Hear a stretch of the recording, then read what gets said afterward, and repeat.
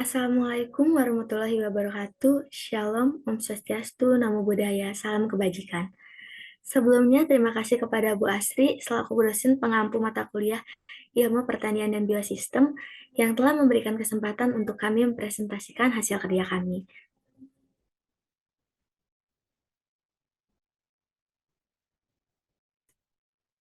Izin memperkenalkan diri. Perkenalkan, nama saya Deborah Novianti selaku moderator. Saya ditemani oleh 3 orang rekan saya.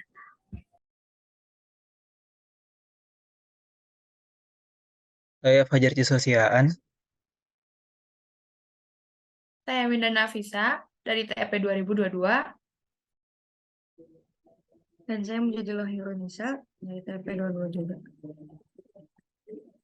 Pada kesempatan kali ini, kami akan membahas proses transformasi pengolahan agroindustri pada kakao.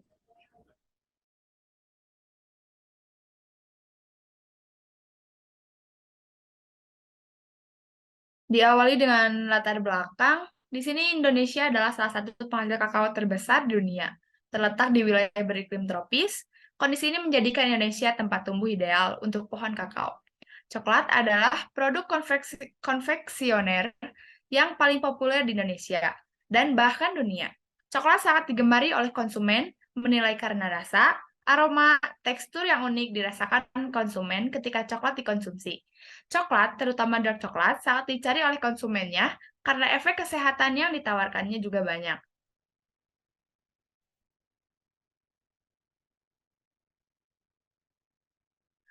Lalu untuk yang selanjutnya, di sini kita bisa melihat yaitu kandungan kimiawi kakao yang terdiri dari lemak kakao kurang lebih dari 50%, lalu untuk karbohidrat yaitu kurang lebih 31%, lalu protein kurang lebih 11%, antioksidan 3%, senyawa penyegar kurang lebih 3%, mineral dan vitamin kurang lebih 2%. Dan di sini kandungan kimiawi kakao juga memiliki manfaat yang banyak.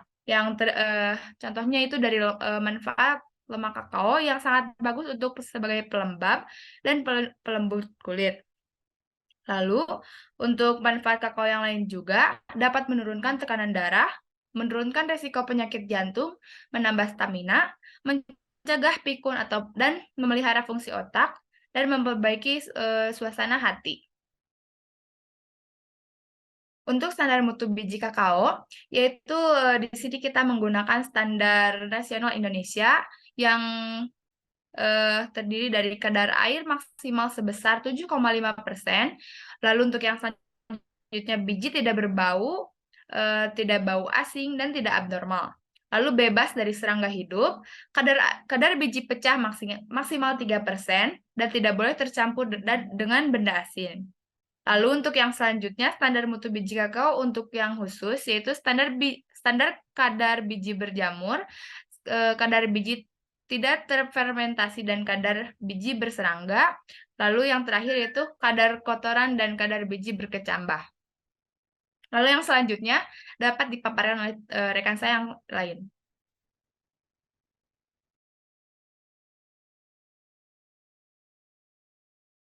Selanjutnya ada tahap pasca panen. Tahapan pasca panen pada buah kakao meliputi pembelahan buah. Pembelahan buah yaitu suatu kegiatan mengeluarkan dan memisahkan biji kakao dari kulit buah dan plasentanya. Kedua, ada fermentasi kakao. Fermentasi kakao dilakukan untuk memperoleh biji kakao kering yang berkualitas baik. Ketiga, ada perendaman dan pencucian.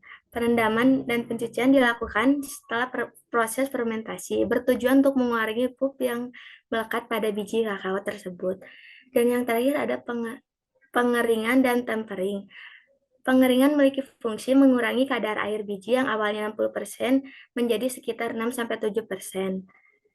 Serta yang terakhir ada proses penggudangan. Proses penggudangan merupakan tahap terakhir agar biji kakao dapat dijaga kualitasnya sebelum masuk ke konsumen. Materi selanjutnya akan dibacakan oleh rekan saya.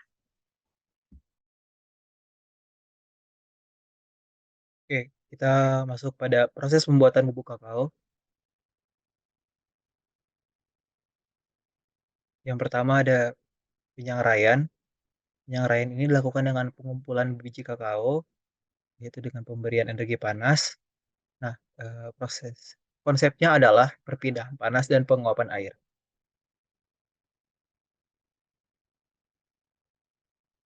Selanjutnya ada pengempaan. Pengempaannya itu pengeluaran sebagian lemak coklat yang ada dari dalam pasta coklat. Selanjutnya, memberikan tekanan pasta menggunakan alat pres, yaitu hidraulik atau mekanis. Diberikan tekanan sekitar 400-500 bar dan dengan suhu 9-100 derajat Celcius. Berikut adalah gambar dari alatnya. Selanjutnya ada pemastaan. Pemastaan ini konsep kerjanya adalah lemak coklat panas dilewatkan ke filter press, lalu terjadi pemisahan kakao dari kotoran yang mungkin terbawa, ya jenis pembersihan, dan dilakukan pencetakan dan pendinginan. Tahap pengolahan terakhir ada pengayakan. Pengayakan ini adalah penghalusan bukil biji hasil dari pengepresan tadi sebelumnya menggunakan alat penghalus atau breaker. Pengayakan digunakan untuk memperoleh ukuran partikel bubuk yang seragam.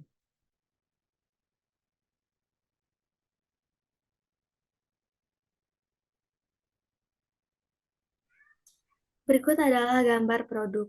Produk utama yaitu kakao bubuk. Kakao bubuk baik digunakan untuk menjadi bahan campuran berbagai produk makanan dan minuman seperti susu, coklat instan, es krim, dan lainnya. Yang kedua ada byproduct, yaitu limbah kakao. Limbah kakao terdiri dari biji pipih kecil, potongan kulit, debu, dan yang lainnya dimanfaatkan sebagai pakan ternak dan bahan baku dalam industri kosmetik.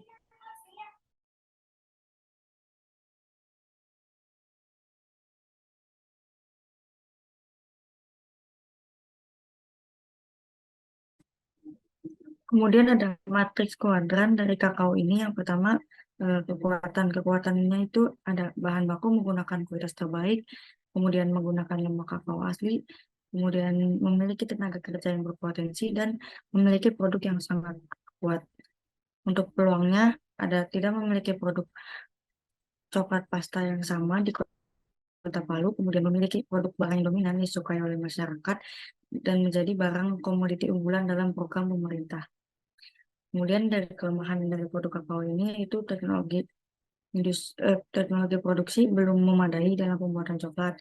Kemudian jumlah produksi yang terbatas dan pemasaran yang kurang efektif, dan juga kelemahannya itu kurang pengetahuan masyarakat tentang manfaat coklat khas Sulawesi Tengah. Untuk ancamannya sendiri ada memiliki produk coklat yang sama dari luar kota, terus tingkat hasil produksi yang terbatas, kemudian pengetahuan petani tentang wawasan agribisnis yang masih tergolong rendah.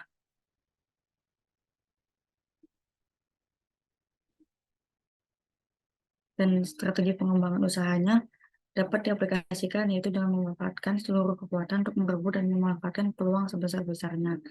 Di sini terdapat 3 strategi, yaitu pertama, memanfaatkan cita rasa original dari biji kakao guna menangkap peluang tidak ada produk sejenis. Kemudian kedua, memanfaatkan lemak kakao sebagai bahan baku pembuatan coklat guna menangkap peluang terbukanya pasar.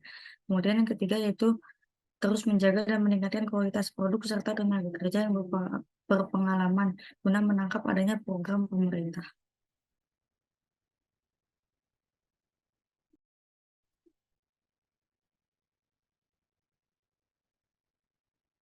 Berikut referensi-referensi sumber informasi tentang kakao yang kita ambil.